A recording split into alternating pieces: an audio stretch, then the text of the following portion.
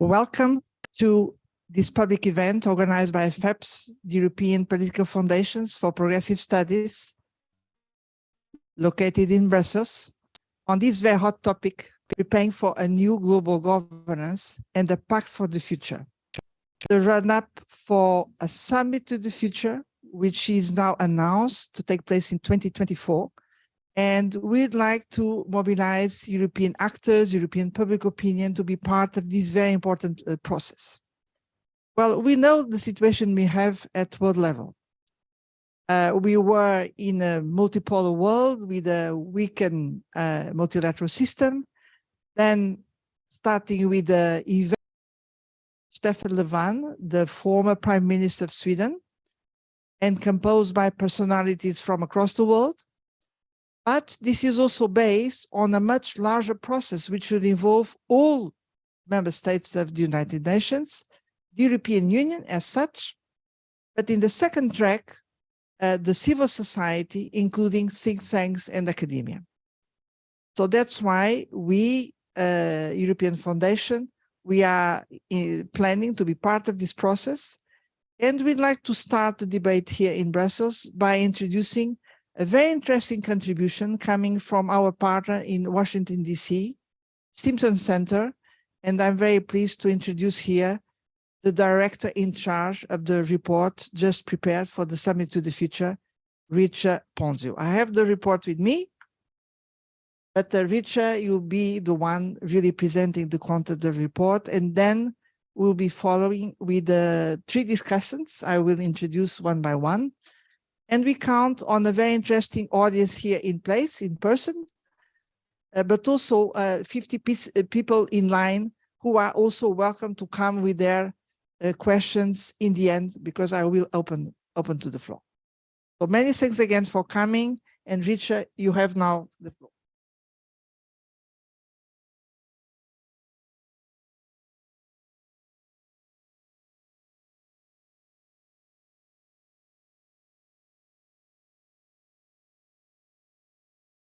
Thank you, and I hope I'm heard online as well. Welcome once again, Richard Ponzio from the Stimson Center, and very, very grateful to be here and partnering on tonight's program.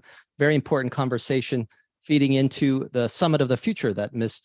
Rodrigues mentioned, happening in September 2024. And we're going to share ideas from two of our reports, one on the road to 2023, get to that title in a second, but it introduces 20 global governance innovations for the Summit in less than 2 years' time. And it builds on both the Secretary General's Our Common Agenda report that came out in September of 2021, as well as our body of work we've been involved in with different partners, including in the Netherlands on the Albright-Gambari Commission on Global Security, Justice, and Governance. One central message I'd like to leave with you tonight in connection with what is prematurely titled the 2023 road to a summit that has now been pushed back another year. We must be under no illusions that the countries and think tanks like mine, various civil society partners, of what we're up against in terms of if we really want to raise ambition and make the most of the summit in 2 years' time.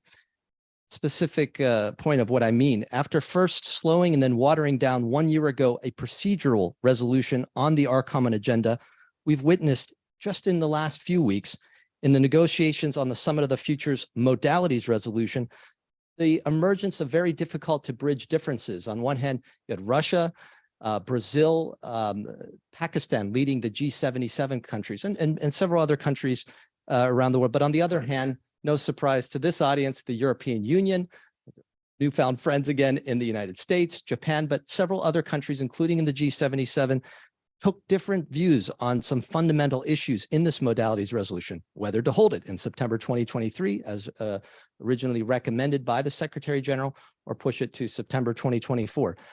Equally important, though, were questions about whether to endorse the summit's outdish Prime Minister Stefan Löfven, a high-level advisory board on effective multilateralism. In the end, they didn't make an official acknowledgement, although everybody knows it's coming. Oh, still having some. Well, oh, there it is. But the other report, and I'm only going to briefly mention because the main focus will be on the first report. But just to say, during UNGA week, a couple of weeks ago, we brought out a deeper dive on 3 global policy frameworks that we anticipate will be at the heart of the Summit of the Future agenda, namely a new agenda for peace, a global digital compact, which Anna Karin Enstrom, the permanent representative of Sweden, was just named to be a co-facilitator for. And thirdly, a declaration of future generations, which your colleagues up the road in the Netherlands are the co-chair of, along with Fiji. Both of these reports can be found not only in Stimson's website, but a whole body of resources from the think tank community through what's called the Global Governance Innovation Network, and through the NGO advocacy community, an umbrella organization called the Coalition for the UN We Need, which I strongly commend to all of you. So very briefly, because we've been talking about these threats throughout an experts meeting throughout the afternoon, and they're all too familiar, but it gets to a second core message that I want to leave for you, that while the Secretary General's analysis was quite refreshing, path-breaking in some respects, it doesn't go nearly far enough with the concurrent crises that we face. I mean, he didn't even maybe see the Ukraine crisis coming. That was a few months after our common agenda. But of course, COVID-19, which we're clearly not out of the woods yet, especially in the poorest countries, climate change, arguably the biggest global governance challenge of them all. All of our eyes are, of course, focused these next 2 weeks on the COP27 in Egypt. And then fourthly, the erosion worldwide of what we term the collaborative economy and the associated rules-based international order. So in our common agenda, the Secretary General has a call for a new, give up on this soon. There we go. A new global deal. One of the foundational concepts, there were a few in the report, but it emphasizes accelerating the very important 2030 agenda for sustainable development, where we're going to be at the midway point in the next year, and a green recovery from the pandemic, also on our minds in connection with the COP meeting. But this really powerful concept can be it can help to operationalize another important, more of a vision of a new social contract, but applied at the national and subnational level within countries, a very strong focus on implementing basic human rights. Both concepts can contribute what we called in the Albright Gambari Commission, just security, which creates a new prism for both understanding and offering creative solutions that can simultaneously advance global justice and security imperatives. So speaking of global governance reform innovations, 4 of our report's top 20 ideas are ones that I would love to share with you. And I'm going to give up on this, but yeah, let me go through them relatively quickly. So maybe it's on a time lag, that's it. But these 4 ideas, and I would love to give you just the basic, there we go, they're now coming in fast. The G20 plus biennial summit for the world economy. This builds on the Secretary General's own thinking about how to better take global economic governance. The world is obviously very focused on food insecurity crisis linked to energy issues. These are the type of issues that not just the UN in New York, but working with the 20 most powerful countries, 19 countries plus the EU, as you know, the G20, international financial institutions, and the UN's Economic and Social Council and the Secretariat. 2 practical ideas that we've been thinking about for a decade now that would, we believe, enhance this proposal. The first is, don't limit it to engaging these powerful actors with the 54 members of the Economic and Social Council. Take advantage of the fact that they're coming together, and this would be every 2 years, a special meeting on the sidelines of the UN General Assembly high-level summit gathering, so all 193 member states, and a chance to create integration and more coherence on some fundamental global governance challenges by having actually an accountability mechanism, a secretariat. Doesn't sound too novel or creative, but the G20 has been resisting this for years. And the idea, though, is don't create a new body, don't make the G20 independent, integrate it within the existing system. Put it all under a network secretariat led by the Deputy Secretary General, who's, by the way, the lead on the 2030 Sustainable Development Goal agenda, but then have technical experts from the IFIs, from the World Trade Organization, from the rotating presidency of the G20. This would monitor implementation and prepare gatherings of the biennial summit. And another idea, which is quite at the top of people's minds because it relates to the current COP meeting, is the need to get to just the fundamental issue of voting. As you know, the idea of consensus decision-making has unfortunately become equivalent with unanimity, and that has not always been the case. And yet in certain parts of the General Assembly's work, having qualified majority voting considered at, in this case, the annual COP meetings would avoid situations like what we witnessed a year ago in Glasgow, where one country was able to hold up near universal consent, unanimous support for a major policy decision in the concluding hours of that important meeting.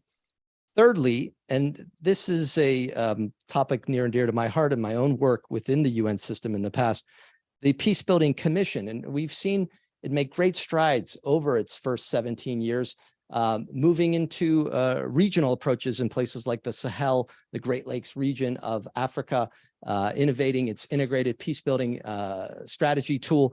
But what I call the original sin is its advisory status vis-a-vis the Security Council and the General Assembly. It's absolutely critical that in lieu of Security Council reform, which is something that many people have doubts will be achieved anytime soon, or even these next 2 years leading up to the summit, although it should be attempted as it has been for past major summits of this nature.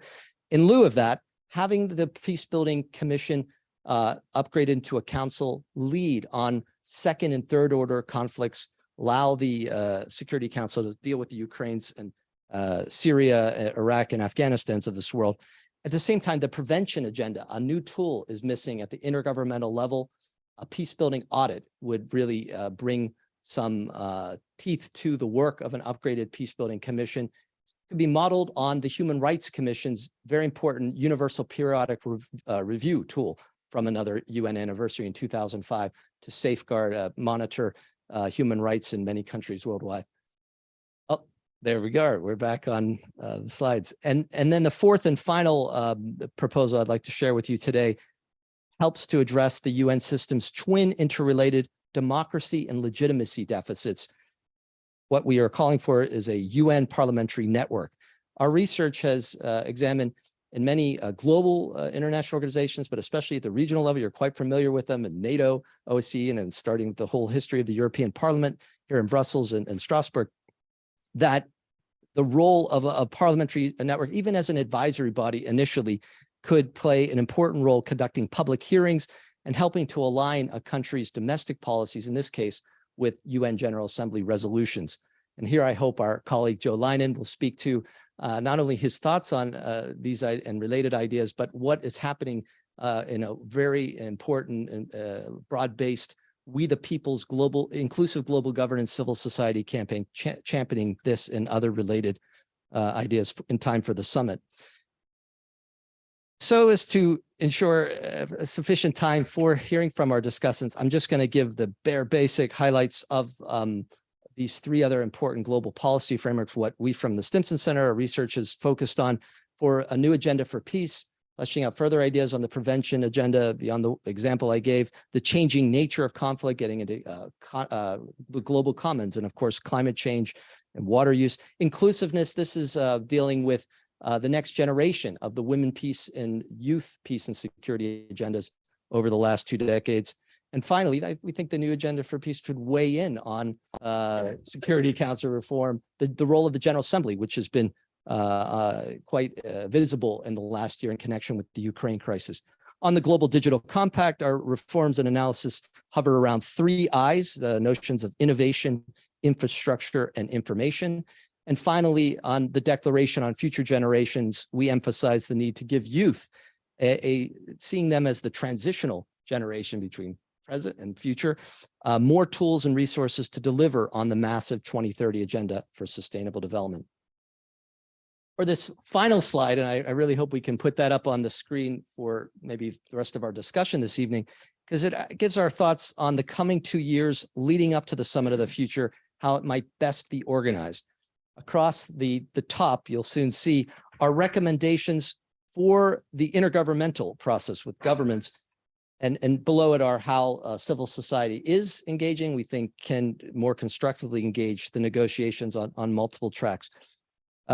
Shortly before UN Day, a few weeks ago, the countries of Germany and Namibia were announced as the co-facilitators for the overarching chapeau document, a pact for the future. And we are hearing there could be upwards of 6 to possibly 8 or more other tracks, including some of those global policy frameworks I referred to. I should note that the new agenda for peace will be solely managed by the Secretariat, led through the Department of Political and Peacebuilding Affairs. All of the other tracks, though, are expected to be of an intergovernmental nature, supported by the Secretariat in terms of substantive work. And a final note for those you're hopefully more than just having your curiosity piqued, but you're thinking about ways, how can my organization get involved in these issues? And then 2 networks, there are others, but on the think tank academic side, it's the Global Governance Innovation Network. The NGO advocacy community is being very much supported through the work of the Coalition for the UN We Need. And just to give you a sampling of some of the activities that you may wish to engage in, global policy dialogues, one that's coming up in Brazil on the triple planetary crisis that FEPS is a partner on, regional futures forums, mostly on a virtual platform, feeding into an important global event in March of next year, something we hope to do over in March of 2024 as well, and working on an instrument called, of course, a People's Pact for the Future. So we very much welcome your participation. Let me conclude by just reiterating that to raise the ambition and make the most of the summit for the next 2 years, skillful diplomacy and broad-based coalition building are essential to achieve market progress. As I argued earlier, we need to be ready to go beyond the recommendations of the Secretary General, still very commendable, our common agenda. And no pressure to our colleague, Adam, who you'll be hearing from, but many of us are very eager to see the report and recommendations of the high-level advisory board on effective multilateralism sometime in the new year. In short, we must be prepared to take this literally once in a generation opportunity as far as it can feasibly go these next 2 years, and then maybe a small pat on the back, but we need to regroup immediately by the end of 2024, both to chart a way forward in implementing this very likely ambitious, broad, far-reaching agenda. But we can already guess now there will be considerable unfinished business, which will need to, again, sustain the coalition that we start now. This is a generational engagement if you're serious, and 2030 and the post-2030 agenda will be around the corner. And the next thing you know, we'll be at 2045 in the centenary of the UN. So we very much welcome your thoughts today, tonight's conversation, but look forward to hopeful collaboration over the next 2 years. Thank you.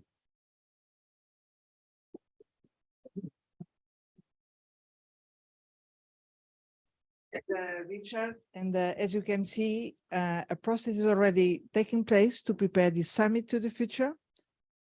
We have a high-level board composed by personalities preparing a report, which will be delivered next April. But in the meantime, we have think tanks such as the Stimson Foundation, located in Washington, DC, coming already with very precise, as you saw, concrete proposals. Now, let me open our panel of commentators. And for the sake of the audience to be really connected with the process preparing the Summit to the Future, I will start with Adam Day, who is working with this high-level board, preparing this report to be delivered in April. And Adam, please tell us what is happening right now. Thanks so much, Maria. And I think my main contribution is I don't have a PowerPoint, so you don't need to worry about that. But really, I mean, to start, actually, I mean, Richard is one of the people that has followed these issues closer than anyone in the world. And I think one of the most refreshing things about him is he has no cynicism at all. Despite knowing more than anyone else in the world, he brings such a fresh set of ideas every time. So what I was hoping to do is actually start with my big message to you, which is I think that the common agenda offers the EU a strategic opportunity to engage and to push some of these issues. And so what I hope I get to is some of the issues that I think the EU and its members could actually engage with. Some of them, Richard, maybe give it. And I think the starting point for the Common Agenda report is the Secretary General's description that there's only two scenarios. There's a breakthrough and there's a breakdown. And a breakdown is if we just keep doing what we're doing now, we end up with more intense, more recurrent crises that we can't manage. And so it actually takes significant action to get to that breakthrough. And I think what the High-Level Advisory Board, which was formed out of the Common Agenda report, its job is to essentially articulate what are the big global governance shifts that need to happen to achieve that breakthrough. So we often sit with the board saying, where do we want to be in 2045 at the 100-year anniversary of the UN, and what major changes need to get us there? Now, as you may have seen from Richard's presentation, the Common Agenda has a lot of proposals in it. Some people count up to 90. And there are a lot of different tracks in the Common Agenda. There's one on GDP, there's one on digital compact, there's one on outer space, which is kind of fun to look at. And I think there are three big moments in the Common Agenda that are worth paying attention to. There's the Education Summit that actually already happened. There's the Summit of the Future, and then there's the World Social Summit that will come later. And I think many of the tracks of the Common Agenda, the ones that are focused on kind of future generations and the establishment of a Futures Lab and some of these other things, they're focused on this moment of the Summit of the Future in September 2024. So that's really the starting point for the High-Level Advisory Board, which is what can it offer in terms of concrete recommendations for this Summit of the Future that will hopefully become a pact for the future and a meaningful set of obligations. And the board was actually started, the description of its mandate was global public goods. And so this idea of there are certain issues that can't be thought of sectorally or nationally, but that need to be thought of as global public goods. It's actually shifted its framing to a certain extent to be more about effective multilateralism. But I think that understanding of global public goods is actually still the mindset in the report. And one of the strategic entry points that I'll just flag is the notion of European public goods that's being worked through by some people in this room, actually, I think, is a really interesting concept that I think could be exported to a certain extent, and we could learn quite a bit from. So in the frame of reference for the High-Level Advisory Board, it has peace, it has planet, so the environment, it has the global financial architecture, digital space, health, knowledge, and more. And I think I'm not going to tell you exactly what all the recommendation areas are that it's considering. It's had a huge consultation process, 30 roundtables, hundreds of proposals, thousands of people consulted through a network. But what I'll try and do is give a sense of some of the big questions that it's considering, and then maybe Richard can come back and we can talk, and actually I'd like to hear from the rest of the panel too, some of these. So one of the big questions is, can we reorient the global financial architecture to be less about recovery from World War II and more about delivering global public goods, or becoming that kind of spine that can hold together all the various areas that need a huge financial boost? And I think there's a lot of recommendation areas that talk about remandating the IFIs to be more focused on this, merging lending arms, dealing with special drawing rights and debt. Those of you who looked at Mia Motley's kind of speech and the Bridgetown Initiative in the General Assembly, a lot of that is about how can you create a global financial architecture that's less about creating cycles of debt and more about doing that big shift to green, just transition. So I think there's a set of questions there that the board is looking at. On the planet, I think one of the big questions is how can we bring together all of our knowledge about the triple planetary crisis into one place that doesn't just sit there, but that actually drives policy? So whether you frame it as a triple planetary crisis or the 9 planetary boundaries or Earth trusteeship framing, I think the idea is we need to have this common understanding and then condition the financial approach to essentially do what the IRA did in the US, which is lower the cost and accelerate that green just transition, particularly in the global South. And one of the recurrent themes that keeps coming back and back for the board is whatever the recommendations are, they have to deliver for people in a meaningful and fairly short-term way because of this deficit of trust and because of these fears that essentially the lack of legitimacy in multilateralism is in part because it isn't delivering. So I think there are a set of questions, which is what would a just green transition look like? What would it look like in 2045 if we had net carbon neutrality, net positive biodiversity, and really a set of industrial and private sector approaches where the cost of green energy was actually less than the cost of so-called brown energy. And I think there are another set of issues around how to strengthen the legal architecture, how to build on the recently passed right to a healthy environment that was just passed by the General Assembly this summer. And at the very far end, there are proposals about creating a world environmental court that have been submitted to us. I think what we're really thinking is, how can you make the private sector and individuals and the multilateral system invested in that right? And how do you translate that right into a set of organizations and institutions that can actually monitor and hold actors to account? You'll see I'm not answering these questions because that's the job of the board, not me, but we're getting some ideas. On peace and security, I think one of the interesting things is, I think we've got someone from Olof Palme. There was this moment in the early 80s when the nuclear threat was very high, and the Olof Palme Commission came out with a report called Common Security, which is essentially the opposite of mutually assured destruction. And I think the Ukraine moment has again given that idea of common security a bit of new life. And I hear a lot of proposals based on that idea of nobody's safe until everybody's safe.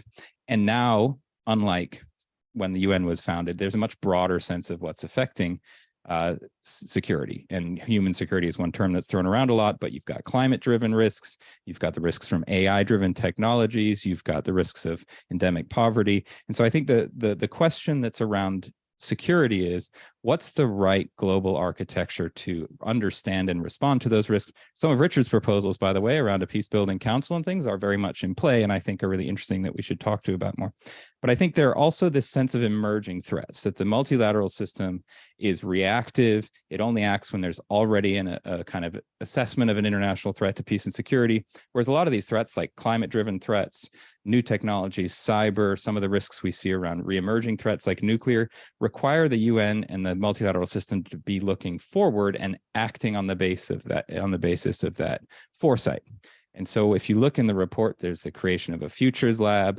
The new agenda for peace has a foresight capacity. There's a real push to think about the future and then have action tied to it, which, by the way, is very much not in the UN's bloodstream. I worked in the Secretariat for a decade, and the idea of doing something before it happened is really not built into the institutions. But that, I think, would be one of the big messages. Can you create action based on uncertainty, which is what the big questions around climate and other things are? How can you create policy in a situation of uncertainty? And here again, I think there's a strategic opportunity for the EU and for European actors that have a lot of these capacities and where the science is really able to push policy in ways that you don't see in the system. I think some of the most exciting, and this is my last point, areas, so you've got the financial architecture, planet, peace. We've got some stuff on digital we can talk about another time, I think is around making the multilateral system more inclusive as a whole.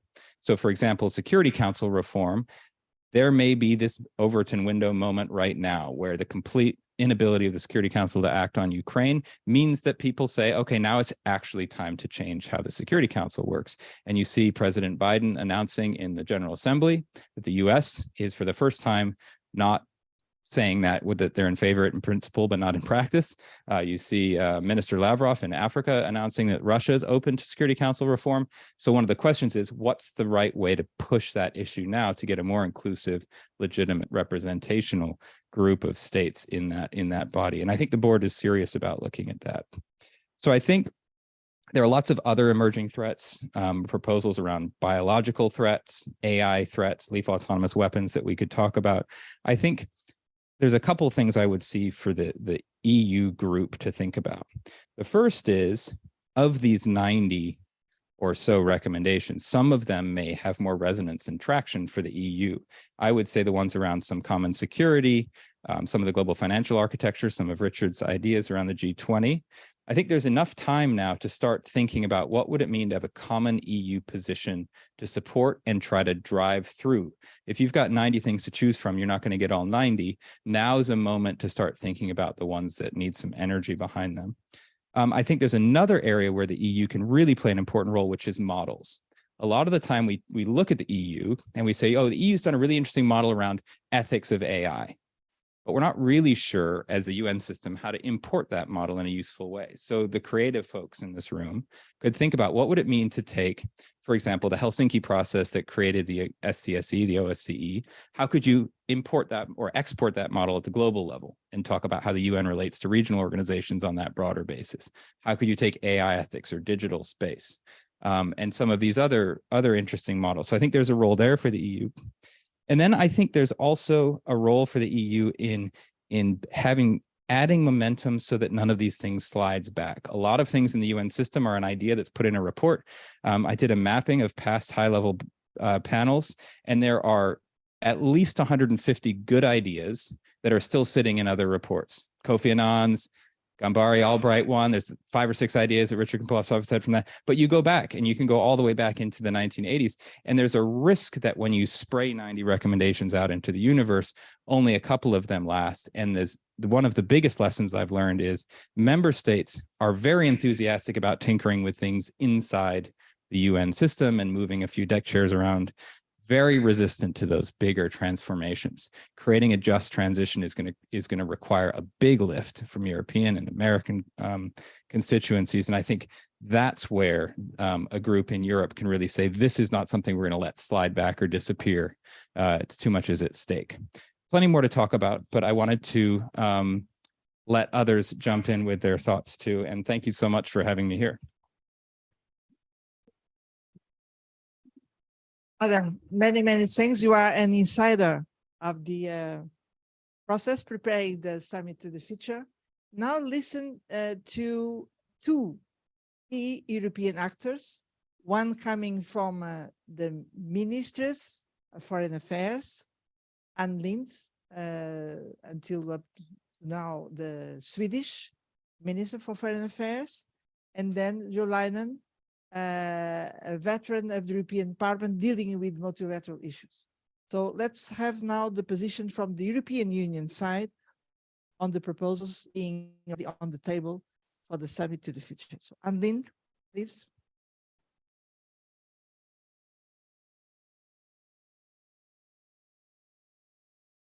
Thank you very much, Maria. Thank you very much to Richard for this very comprehensive and interesting report.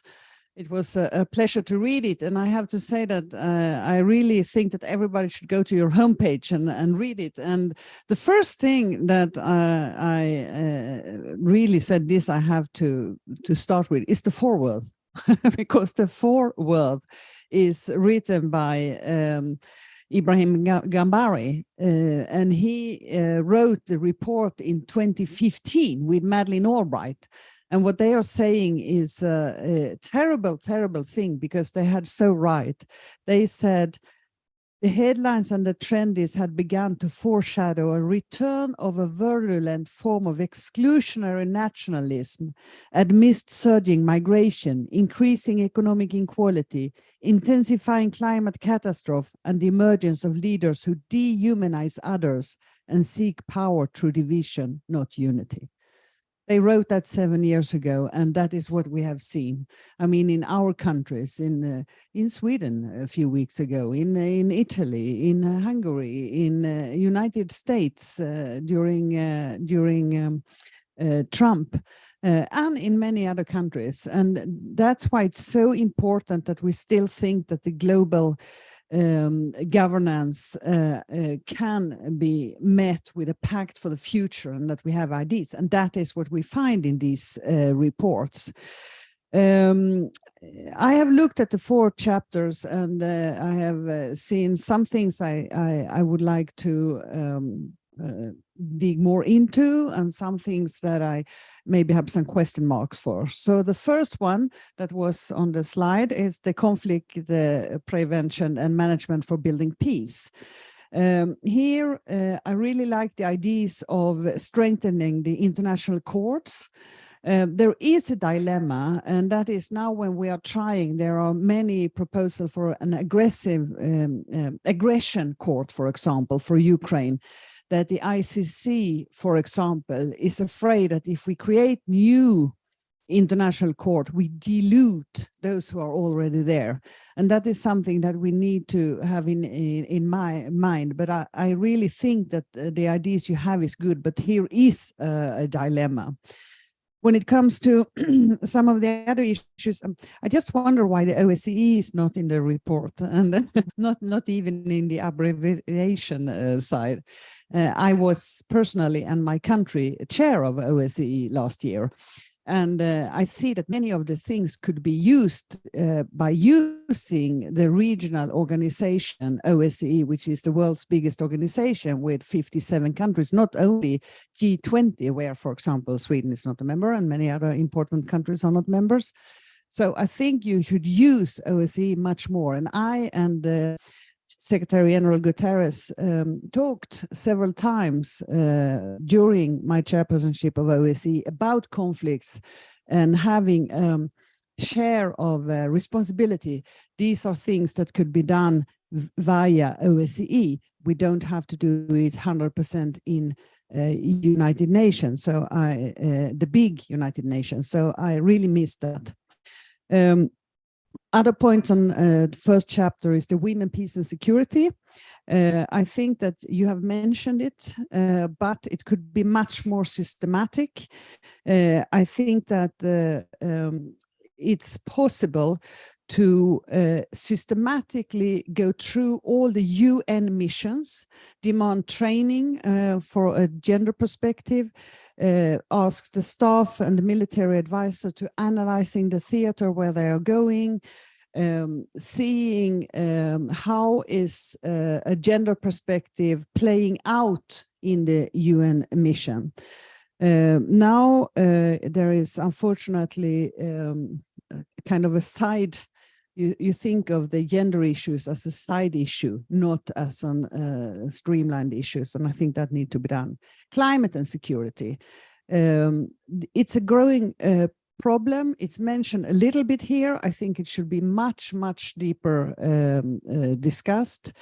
There is, as late as 2020, half of the United Nations 21 peacekeeping missions were in countries highly exposed to climate change impacts, half of the missions. And in 2017 and 18, when Sweden were part of the Security Council, we started a mechanism for climate analysis of all this decision. That has not been used enough. Now, finally, we have 4 or 5 more countries who has joined. This could be much bigger. It could be, build out to something really big. And not just this small thing that we started, and this is something I think we should use to the 2024. This is already existing. Adam is totally right. When you want to have totally new things, more difficult. If you have an embryo of something, use that. And then the veto. I think that. The Liechtenstein, so-called Liechtenstein proposal, that if you put a veto, then in 10 days you have to go to the General Assembly and explain it. That's something very good, and that should be used much more. It has been used already. It should be used more. Very quickly on the others, just when it comes to the COVID and the human rights and representation, that's chapter number 2. I think we need to discuss how we should coordinate it with the World Health Organization. And here is also the question of doubling the things that we're doing. I was part of a high-level group in the World Economic Forum, working out principles for how to work with pandemics. We worked out 7 principles in how you are going to deal with a pandemic so that it's taking human rights into account, so it takes inclusiveness into account, and so on and so forth. It was very, very interesting. On the 3rd chapter on climate action and governing the global commons, I think the question of financing is one of the biggest questions, the most difficult question. Now we see more countries And unfortunately, I think this will happen with Sweden too, who is lowering the funding for United Nations and multilateralism. And I think one reason is because it's difficult to point what is the good for your domestic government when you give it away. So you need to find ways of making it easier for member states to show it. The Digital Compact proposal is very interesting. I would have liked to have a discussion also on what's going on Twitter. That a person like Elon Musk could have such an enormous influence on something that has really gone in the right direction, being more inclusive, taking away hate speech. Now it's going totally in the other direction. This is important from a democratic point of view, and I think in a digital compact and digital discussion, we need to take this in also. Finally, on the collaborative economy and promoting the global public goods, we have spoken too little on combating the corruption. There is a proposal that I really like, is an international anti-corruption court. Because it's this is kind of something that is like a sickness in many countries and also in multilateral organization, and we need to be much more efficient in combating corruption, because this is really bad. Think only when we should get all the countries to rebuild Ukraine, who was before the war on the 26th place of corruption, to be able to give in all the millions and millions that is needed. We need to be sure that there is a clear conditionality when it comes to corruption. And I think the proposal you have in the report is very good. Then civil society champion, yes, I'm for it. Thank you.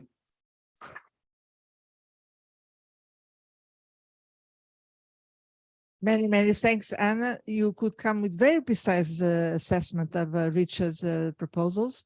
Let's listen now to Leinen, please. Yeah, unfinished with the word civil society. Yes, I'm a champion of it, and that is my part maybe on this panel. What United Nations do we need for the 21st century? Certainly to have the right policies on the agenda to meet global common goods. But is that enough? I think we need as well the right infrastructure to create awareness, to participate and to have an effective decision-making. And if you look in the UN system, we know that this is really stagnating and not really meeting the objectives and the goals that we have formulated so often. The Charter of 1945 starts with the words, "We the peoples."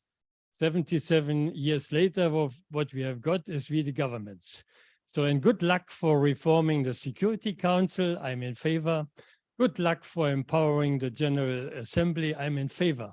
But these are, let's say, ideas we have worked for years and years, and the result is quite limited. So I think we need for the Summit of the Future some fresh inputs, some ideas that could create a dynamism and a more inclusive UN. And indeed, I'm happy, Richard, that on your report, one of the 4 strategic points is democracy and legitimacy. And we have a huge lack of democracy and legitimacy, looking on the challenges that humanity and the planet is facing with what is happening in the bubble of New York. We have been there, Maria. I know the bubble of Brussels is already problematic sometimes, but the bubble of New York is even, if you are coming from the outside, horrifying, I must say. So there are proposals on the table to create, let's say, a UN Parliamentary Assembly and a global citizens initiative. Fresh ideas, Of course, I see that with diplomats, this is not very liked, but I can tell you that this campaign for Parliamentary Assembly has gained ground year by year. There are 450 NGOs worldwide. There are 1,500 MPs. There are some governments already that have pledged: Switzerland, Norway, Iceland, others. So I think, Adam, if you ask what the EU could bring to a reform, then that is our experience. We had a parliamentary assembly at the beginning of European integration, and you could see that it plays today a growing role, really addressing people's needs and pushing the other institutions to do the job. We have a citizens' initiative. It's still embryonic and with some handicaps, but still we have some really good examples where millions of citizens join around a common cause and push again the agenda. So I would like to see that as well on the UN level. It is a forward-looking idea, and it could be created without changing the charter under Article 22 with a majority of the General Assembly, as other subsidiary bodies have been created, the Human Rights Council and the Peace Building Commission. So I think that we, on the way to 2030, in this decade, should have a parliamentary body that meets, let's say, for plenary weeks twice a year in spring and during the September General Assembly. It would, like the European Parliament and parliaments do, organize itself in political groups. It could create committees. And of course, it would start as a consultative body, debating global issues, asking the UN institutions precise questions, overviewing the budget, and so on and so on. And the experience that we had in Europe is that by the time it will create a dynamic that is helpful for reconnecting to the national publics and especially to the citizens back home. So such a body, there are precise ideas, would be between 700 and 1,000 deputies to have it not too big, on a digressive proportionality that China is not having them all. Of course, the big ones would have less, but every country would at least have 2 members from the majority as well as from the opposition. And that's the inclusive part of it. The General Assembly are only majorities. Yeah, and half of world's population is not represented in the General Assembly because the opposition doesn't take place. And we know that parliaments would create their own form of public debates, of open debates. If they vote by majority. That's parliamentary culture. And I would say, looking on the challenges, you have named them: climate, health, poverty, peace, cyber, and so on, that such a body on the global level could be very helpful. And short on the citizens' initiative, okay, why not? I mean, we have a vibrant civil society around the world, and they play a big role, in creating policy and looking for the good issues. And the Citizens Global Initiative as well would put questions and demands on the table of the General Assembly, the Security Council, or other related UN institutions. So let's take the Summit for the Future as the opportunity, Richard, as you name it. And Adam, in your body, maybe a little bit still existing on democracy and legitimacy. And I can assure you, Europe would contribute a lot to fulfill that option. Thank you.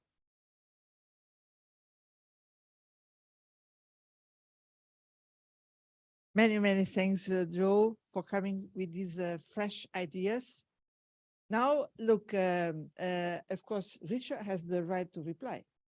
But before that, I'd like also to give an opportunity for someone from the audience to come up with very, very short questions. So this is the moment, huh? So let's start with Augusto Lopez-Claros, and you should come with very short, okay? Please do. And introduce yourself, please. Introduce yourself. Very short, very specific, building on Joe Leinen's on suggestion, which I fully endorse and support. As you know, the UN Charter and Article 109 anticipates the holding of a review conference to re-examine the Charter. That article was introduced in 1945 to placate the disappointment of 17 countries at the introduction of the veto power within the Security Council. That conference has never taken place. The world has changed dramatically. It seems to me that if we could put on the agenda of the Summit of the Future a consultation about holding finally that review conference in the foreseeable future, hopefully before 2030, that would be a great achievement for the Summit of the Future. Let's make sure that this summit doesn't turn into something that is very good on paper but has no real world implications in a very troubled world. I think it's high time that we have that consultation on what kind of United Nations we would like in the future. Thank you very much. Augusto Lopez-Claros, Director General of the Global Governance Forum. Now, ErIka, please, and introduce yourself. Hello, my name is ErIka. I run an organization called Reimagine Europa. And I wanted to thank everyone for this exciting debate, because I really think there is no more timely moment than to reimagine global governance. And this has been very inspiring, but I have one question, or maybe it's more of a comment, but seeing the enormous transition that we're asking, and I think several of you really talked about the need to reorient the whole concept of global governance. And I think this is the ambition of the Secretary General.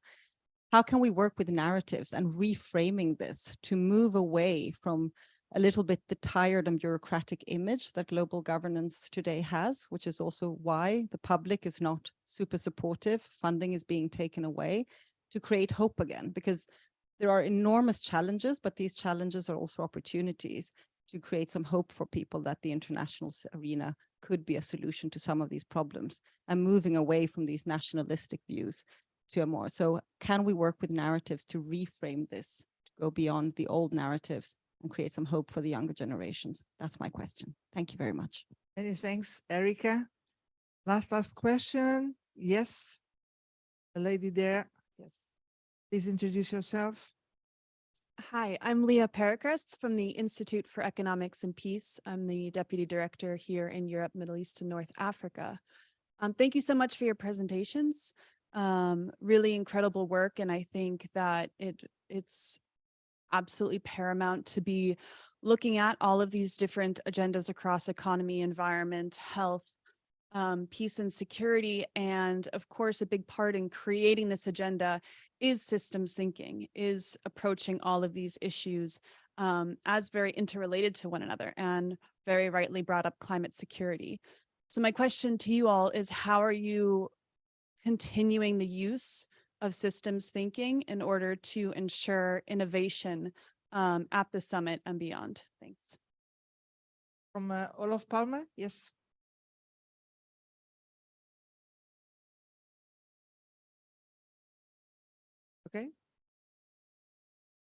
Okay, so if there are no other questions now, we are going to close, giving the floor and the last word to Richard Ponzio. So many thanks, Richard. You should now react to the overall commentators, audience, everything. But you are a man of miracles, so this is your turn now.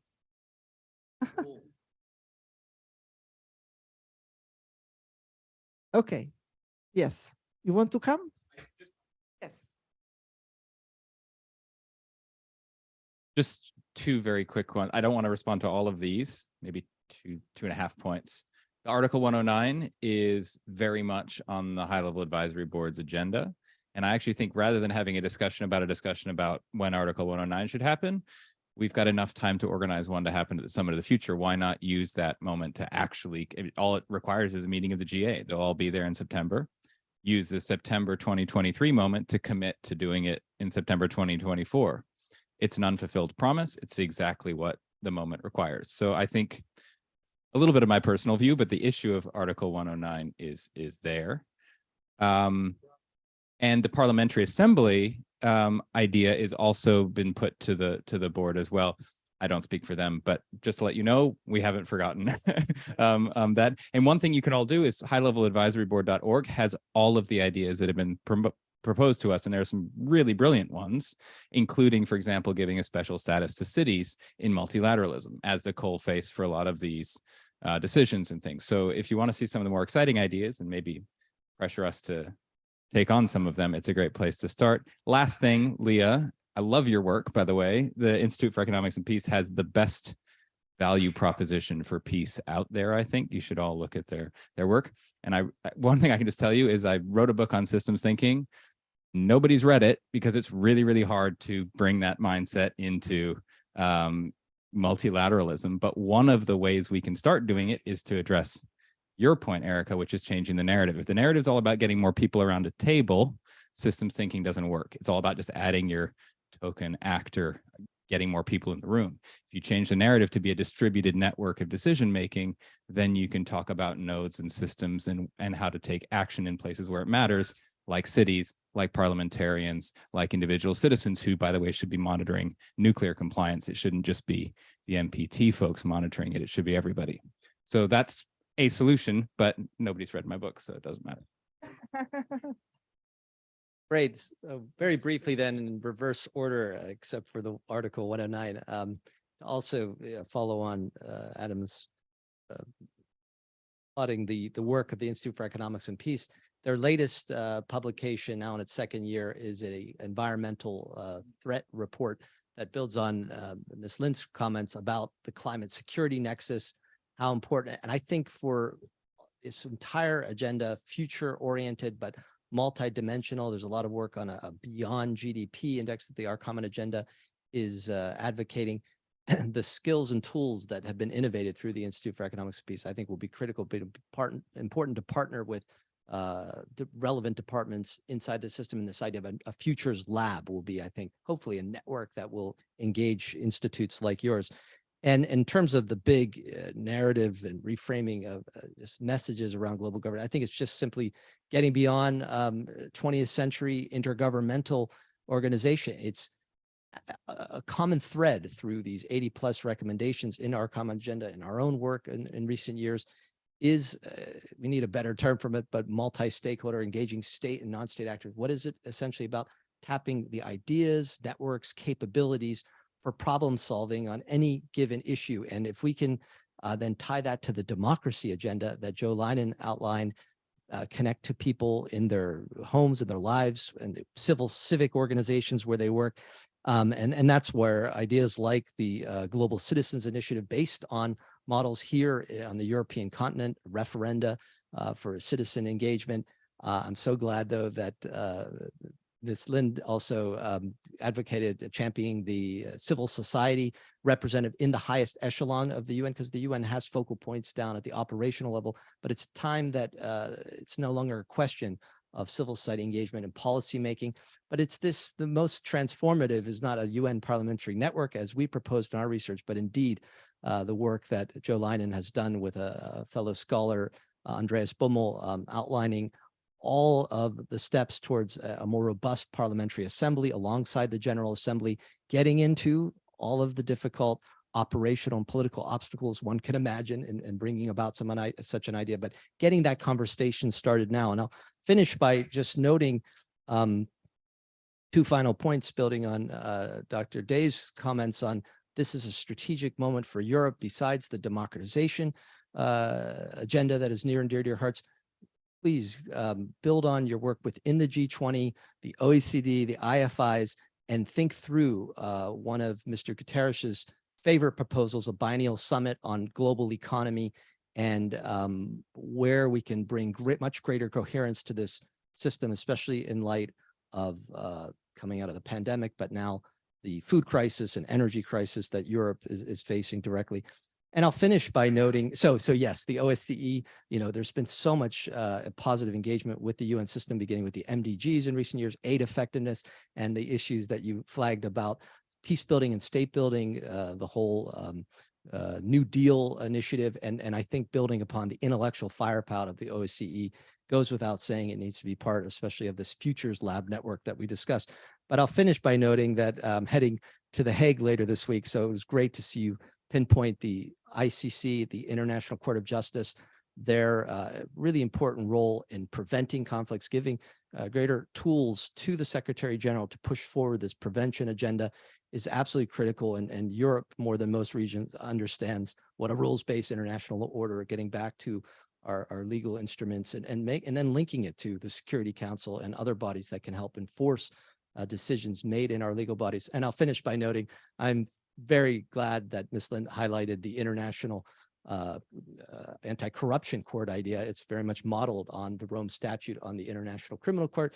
Countries up the road, the Netherlands, Canada, have it in their foreign policy to advocate. And it's, of course, another civil society campaign that is really rallying people. And this is absolutely the time leading into the Summit of the Future that we make a breakthrough dealing with illicit financial flows, all of the sets of thorny, difficult, complex issues that are holding countries back from delivering on their 2030 Agenda Sustainable Development Goals.